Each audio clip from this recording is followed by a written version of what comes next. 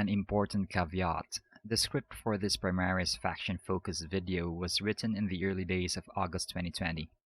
Since then, Games Workshop has pulled the plug on the $15 easy-to-build Primaris Intercessors and Primaris Reivers box sets.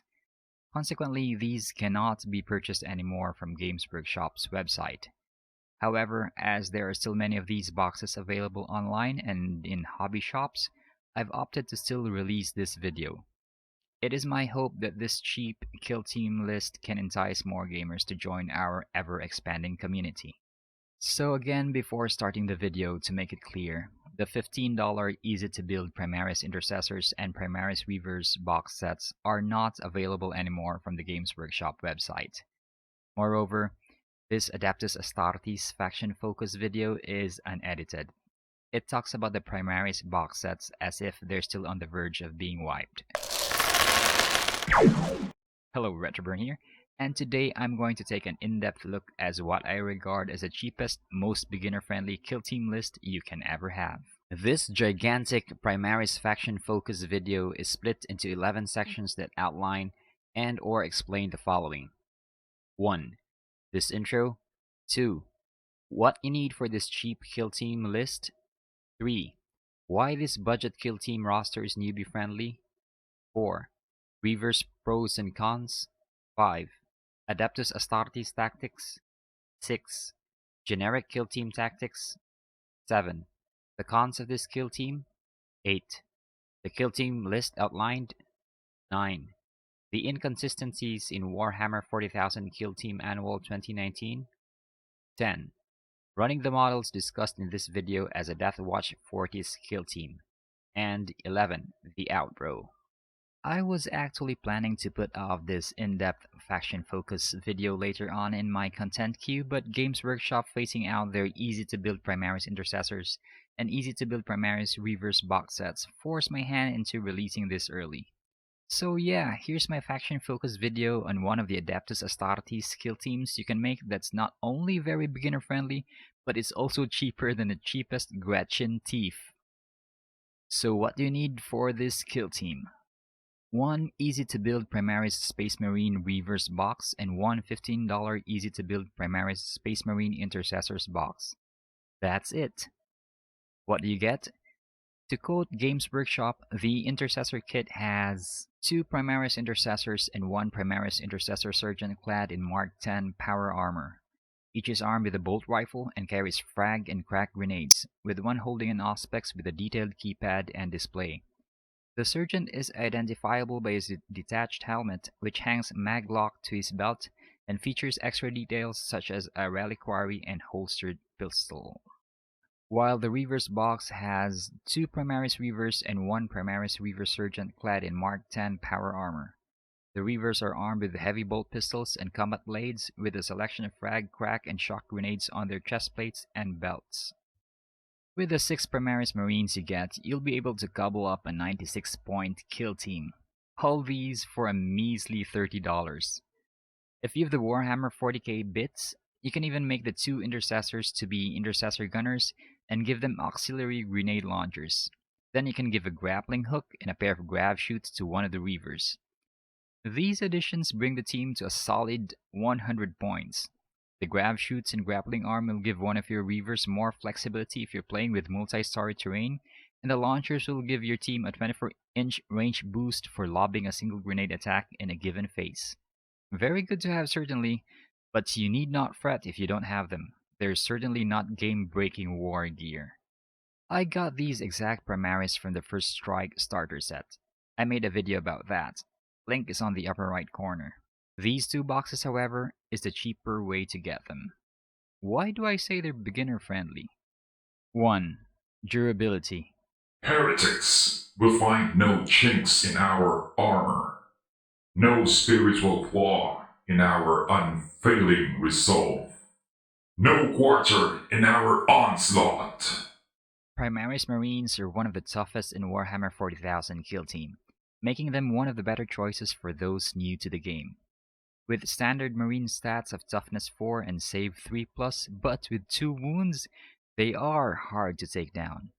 Given that in this game a potential killing blow has to go through several subphases before it ever becomes one, namely the hit roll, wound roll, saving throw, and injury roll subphases, these stats, especially against opposing teams with no armor penetration component, act as effective gatekeepers. If ever an attack hits a Primaris Marine model, it has better chances of shrugging it off than most troops. Assuming enemy models have strength 4 weapons, a T4 stat grants them only a 50% chance of wounding one of your Primaris for each hit. Furthermore, a save characteristic of 3 gives you a 66.67% chance of stopping any 0 AP attacks that have managed to hit and go through your armor. Primaris Intercessors and Reivers also have a repertoire of abilities and faction-specific tactics that make them even hardier. The infamous Death Deny tactic, for example, lets your Marines cheat death at the cost of 3 command points. Expensive, I know, but it adds to your opponent's frustration of getting you off the board. The Adeptus Astartes even have an answer for things that go clean through your impressive toughness and save characteristics. Armor of Contempt gives you a 33.33% chance of brushing off mortal wounds for an entire phase. If for some reason there's a unit you don't want disabled early on, say the command point generating leader, there's even a tactic called Battle Brothers that lets you shield that trooper with a nearby friendly, inflicting mortal wounds on the latter, but ensuring the unit you want the soldier on unharmed. 2. No faction-specific abilities or features to keep track of. There is, indeed, value in subterfuge and complicated feints, but know that, oftentimes, a simple sword thrust that goes straight for the enemy's beating heart is just as effective. Now, don't get me wrong, Adeptus Astartes units do have faction-specific abilities to keep track of. What I mean are faction-specific abilities and features that are not listed on the model's datasheets. The Adeptus Mechanicus Canticles of the Omnissiah, the Dracaris Power from Pain abilities, and the Astra Militarum's Voice of Command gameplay mechanic come to mind. While certainly these things do add a layer of flavor and interesting gameplay mechanics, first-time players might want to keep things simple as they familiarize themselves with the rules of the game. The Adeptus Astartes is one of those factions that do not have extra bells and whistles, making it a more newbie-friendly force. 3. Two of their datasheet abilities make for a smoother gameplay experience. Rally to me, and let us purge the defaced heathens! There is nothing more frustrating than seeing one or more soldiers being rooted in a dazed stupor because of flagging morale, or having difficulty hitting targets merely because they've sustained flesh wounds. The units are there, they are not dead, but they're not helping you win the game. It's exasperating. Certainly, these situations aren't something first-time players should subject themselves to if they can help it. Two Adeptus Astartes abilities unique to the faction minimize the chances of these ever happening.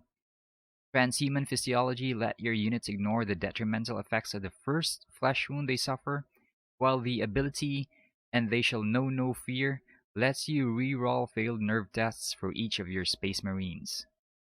4. Simple, no-frills weapons. Venerate your bolter. In the right hands, it can be an extension of the Emperor's will, as enlightening as the Astronomicon itself. Except for the Reivers shock grenades, the weapons in the ETB box sets are simple, no-frills affairs. The weapons included in the box I mentioned are simplistic, with no additional gameplay mechanics. The only exceptions are the frag grenade's variable number of shots and the aforementioned shock grenades, which act as flashbangs. Aim, shoot, done. No other mechanics to distract first-time players from the core rules they need to familiarize themselves with. 5. The Intercessor and Reaver lineup covers the ranged and melee aspects of the game. Execute attack pattern Alpha 3826. Let them know the Emperor's wrath, brothers. Having the squad divided neatly in half between ranged and melee-oriented troops introduces first-time players to these primary aspects of the game. Intercessors can skillfully eliminate enemies from afar, while Reavers can charge and tear into the adversary's firing line. Know though that there are no psychers in this squad, so you can do a thing in the psychic phase of the game. which is just as well as the two most powerful psychic squads in the game are the Grey Knights, which require you to be more mindful of how you position them as you can only field 5 1-wound models at the most, and the Thousand Suns, which can be problematic for newbies with a measly 5-inch move of the Rubricae. Their Zangers are fast, but aren't as durable as Primaris Marines.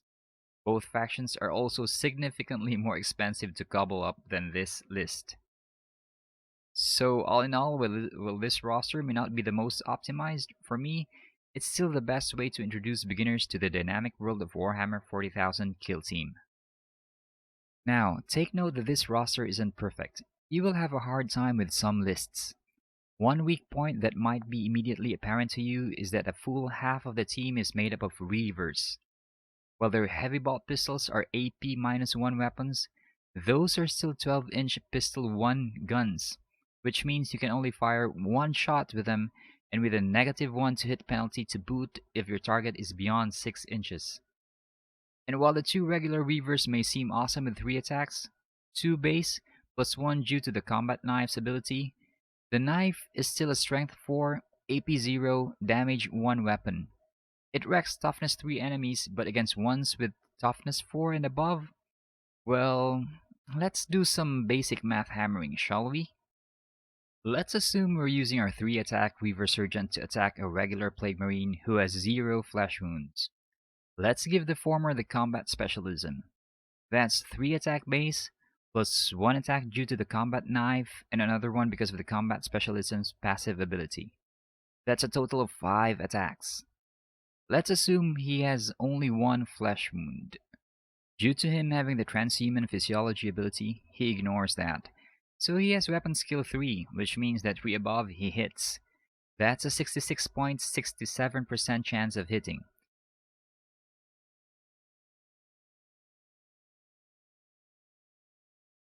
Assuming that no intervening terrain is between the two combatants, statistically he should be able to land 3 of those 5 attacks.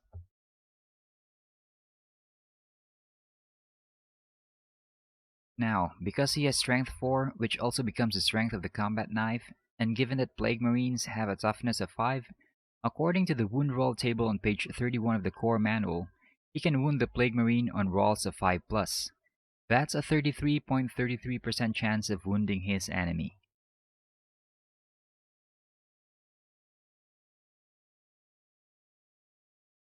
Rolling those 3 hits, statistically, out of the 3 knife attacks, 1 should get through.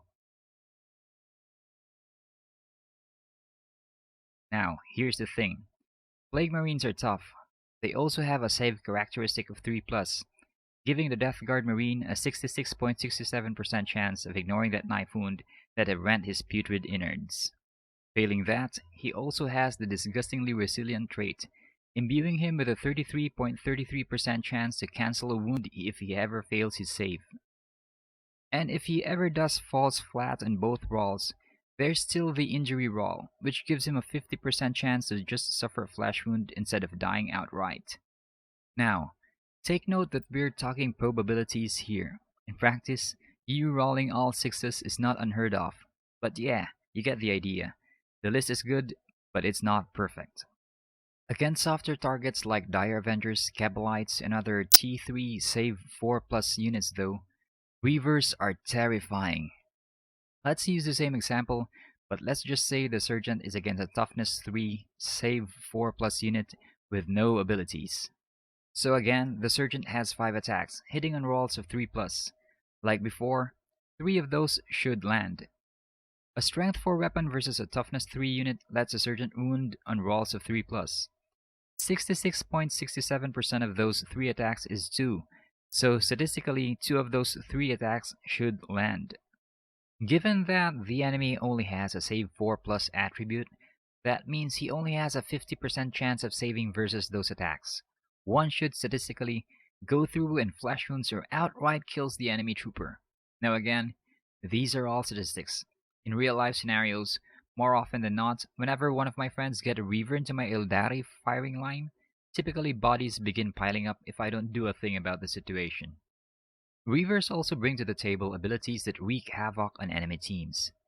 Their ability Terror Troops is devastating to squishy swarms, which typically fare badly with break and nerve tests in the mid and late game. When playing against squads that have a low leadership stat, having 3 Reivers across the board in round 3 and above when some or most models have flesh wounds and dead comrades typically results in shaken enemy models. There is also a tactic called psychological warfare that imposes a +1 nerve test penalty to enemy models within 6 inches of a Reaver you selected that has killed an enemy unit in the preceding fight phase.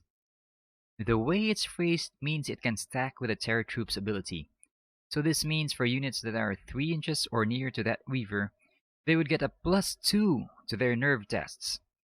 This means that with enemies that have, say, a leadership stat of 7, even without shaken or killed models in their squad, flesh-wounded models are now eligible for a nerve test, as a roll of 6 would of course result in an 8, exceeding their leadership attribute. Things devolve further for such a squad if it does incur casualties, flesh wounds, and shaken models. Their shock grenades can also prove useful in tying up shooty teams. While the more obvious choice is throwing one at the target you're going to charge, as these grenades prevent enemies they hit from firing Overwatch, another viable tactic, albeit risky, is to, in the shooting phase, throw the grenade at another target you're not planning to charge. If all goes well, by the end of the next movement phase, you will have tied up another target while having imposed a -1 penalty to that unit you just lobbed the grenade at. You will also have rendered the stun model incapable of being readied for that battle round. This is very situational, of course. I think it's best played out in a situation where, for some reason, you haven't charged in the movement phase, there's a model with 1 to 2 flash wounds, and you've deemed it to be nearly impotent. Maybe it is a deplorable ballistic skill to start with, I don't know. And you want to desperately tie up an important target that's nearer to your Reaver. Maybe the important target only has a heavy 1 weapon, and because of that low fire rate, feel it can make its Overwatch shot, but that it could be deadly in the shooting phase. The result if things go your way? You've exacerbated that flesh-wounded unit's to hit penalty, grinding it down to near impotence, while tying up their heavy hitter. And if you've managed to get those extra bits I've mentioned, your Reavers will also be, in maps with vertical terrain, highly mobile troops at the very least, and walking, charging, and murdering nightmares versus squishy teams. As mentioned, their grappling hooks enable them to ignore vertical distances, and their grav shoots means you don't have to worry about them falling. There's also a Reaver-specific Adeptus Astartes tactic called Grav Shoot Descent that allows Reavers kept as reserves more flexibility. It allows them to drop in anywhere on the board so long as they're 5 inches away from enemy models. It's scenarios like the ones I outlined wherein Reavers can bring to the table that much needed strategic flexibility. While it's true that your list may not have the bigger guns of the more optimized Adeptus Astartes kill team lists, here are other tactics that allow you to maximize your chances of burning the heretic, killing the mutant, and purging the unclean. this tactic allows you to make an extra attack against heretic Astartes models with each hit roll of a 6+. It's kind of risky pulling this tactic for models in your kill team that only have 2 attacks, but you can, however, opt to have someone have the medic specialism, stim shot someone, and play this tactic when that buffed model fights in the fight phase. A combat spec sergeant buff with a stim shot will have a bewildering 6 attacks, statistically getting another free attack if this tactic is in play, giving him 7. Grants a model that has charged an extra attack for a single phase. Makes your units, especially Reavers, melee powerhouses when used with other tactics that grant even more attacks. Speaking of more attacks, for 2 command points, this tactic lets a model fight again at the end of the fight phase. Take note that this does not grant an extra attack, but lets a model fight again. It's crazy! Devastating if used in a combat Reaver Sergeant versus low toughness models, particularly if more are bunched up within consolidation range. You take down one or several enemies, consolidate up to 3 inches, then at the end of the fight phase, you pop this tactic and unleash a whirlwind of 5 attacks again. Now, imagine if this model is eligible for the Angel of Death tactic. The whole thing is just surreal. For 2 command points, lets a readied model ignore all hit penalties when it shoots. The way it's phrased, even flesh wounds modifiers are ignored this phase for the purposes of hit rolls. Useful if you want something taken down ASAP, like a Skitarii Ranger armed with a Transuranic Arquebus. Your panic button tactic that might let you snatch victory from the jaws of defeat. Gives you 1d3 command points when your team fails its break test. While in all probability you'll never find it necessary to use them owing to the data card abilities of your Primaris, but if ever you find yourself in a situation where you've a lot of casualties and or flesh wounds, the tactic's insane bravery and gritted teeth will serve you well. The D3 command points that adaptive strategy gives you ensure you've no shortage of command points to spend on the aforementioned countermeasures. Speaking of tactics, do not forget about the ever-handy tactical reroll tactic and the 3 decisives. Decisive Shot coupled with the passive ability of a comms specialist, plus the aspects in the Intercessor set, gives you a greater chance of eliminating a linchpin unit. Decisive Strike also plays a pivotal role in fights with kill teams that specialize in melee like, say, the Sisters of Silence or the Orcs. The latter are scary in melee, especially the ones with the bigger weapons like the Power Claw. Decisive move may not seem like much, but in certain scenarios, beating your opponent to a door in Kill Team Arena comes to mind, it may prove game-breaking. Now for the cons. There are quite a number, the most obvious of which is you've no special weapons. Hence, you can't use weapon-specific tactics like Masterful Marksmanship or the dreaded Hellfire Shell tactic, for example. And while your Reivers do have AP-1 pistols, they are, as mentioned, exactly that, pistols. One-shot, 12-inch range weapons. Their other weapon is the Combat Knife. Grants 1 additional attack, but that's it. Intercessors, though, have a 30-inch range rapid-fire 1 weapon, which guarantees that, most of the time, each of them will be firing at least 2 shots. The bolt rifle also has an armor penetration rating of -1. Definitely not bad. Could be better, though. This lineup also has a low model count. You will only be fielding 6 operatives, 1 less from the usual 7 most 100-point Adeptus Astartes lists can field. However, as mentioned, it's also very durable, and while the units in this list don't have any invulnerable saves, the faction has several tricks up its sleeves in the form of the tactics discussed under the durability section of this video. Take note though that this is all theory crafting and may or may not reflect actual gameplay experience. As Helmuth von Moltke said, no operation extends with any certainty beyond the first encounter with the main body of the enemy. Did I pronounce his name right? I have no idea. However, the things discussed in this video should play out more often than the other possibilities. So if I were to make a kill team with these box sets, I'd be using Battlescribe to make a kill team roster. If you don't know how to use Battlescribe, the link to a Battlescribe tutorial is on the upper right corner of this video. I've also dropped that link on the description box and on the comment section. About the list, here it is.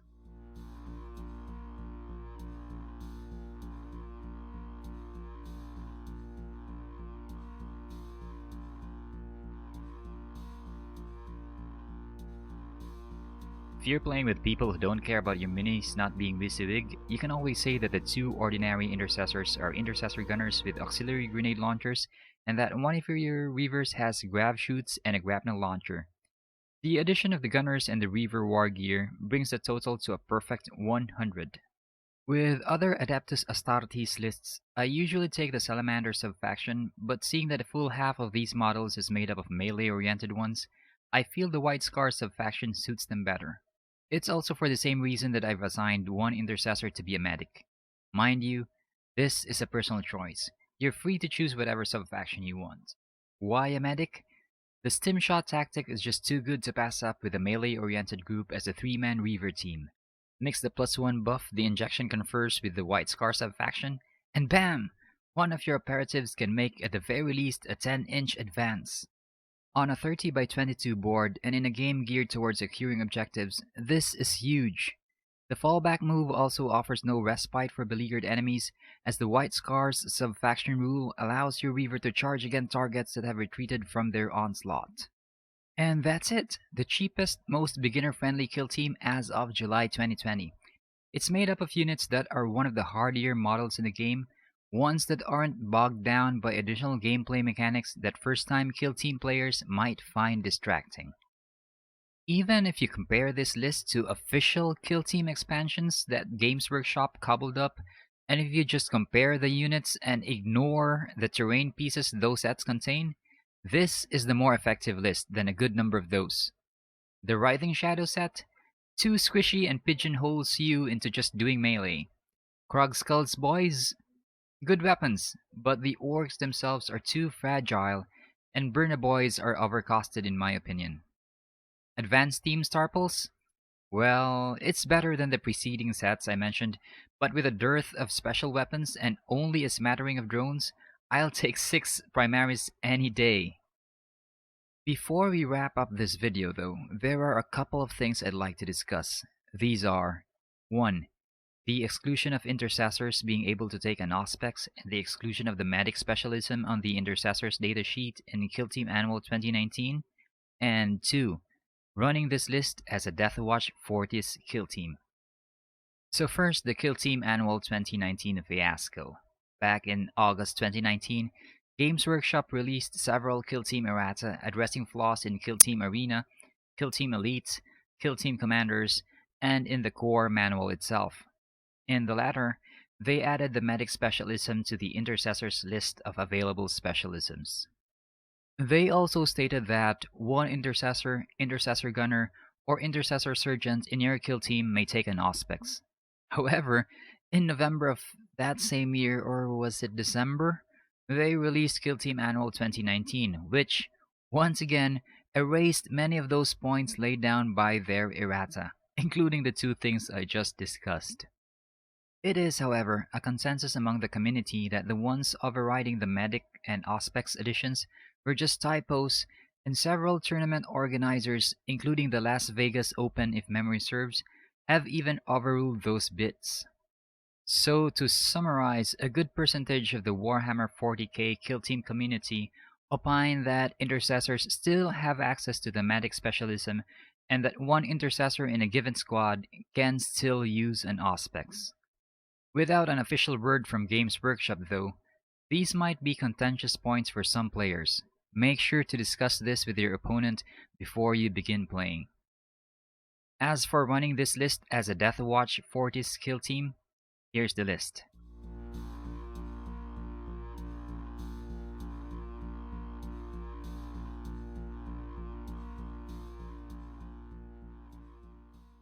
Again, if you're playing with people who don't care about your models not being WYSIWYG, you can always say that one of the ordinary Intercessors is an Intercessor Gunner with an auxiliary grenade launcher, both your Reivers have grapnel launchers, and one of the latter has grav shoots.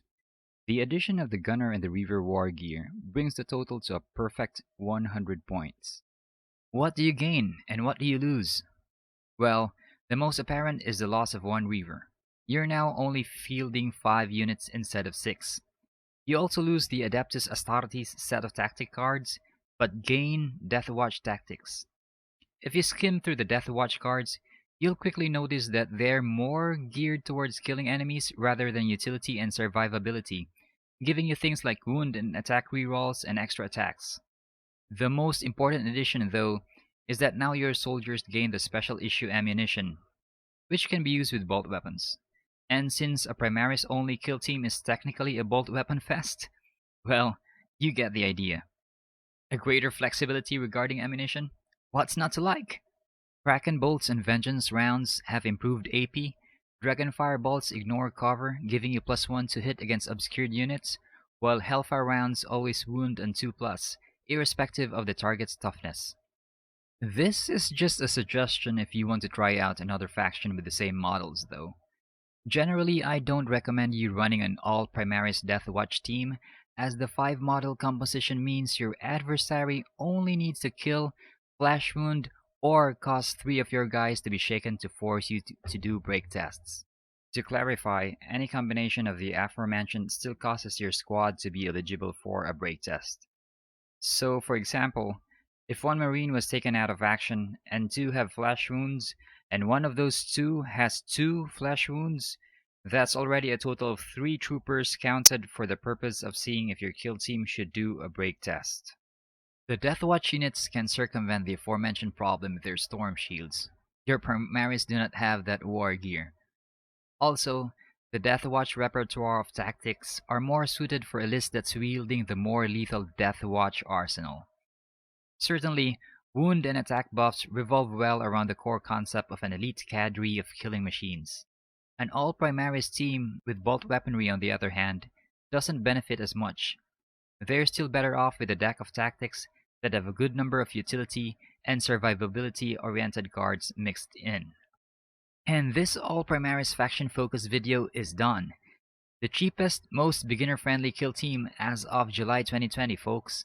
As stated, the list is made up of units that are one of the hardier models in the game, ones that aren't bogged down by additional gameplay mechanics that first-time kill team players might find distracting. This has been Retroburn, and if you have any friends who want a no-frills introduction into the dynamic world of Warhammer 40,000 kill team, share this video. Tell them to try out this list. It won't trump every list out there, of course, but it should serve as a cheap but simple way to get their feet wet in the world of skirmishes in the 41st millennium. If you like this faction-focused video, please like, comment, and or subscribe. Would help me immensely in growing my channel. Stay cool, stay frosty.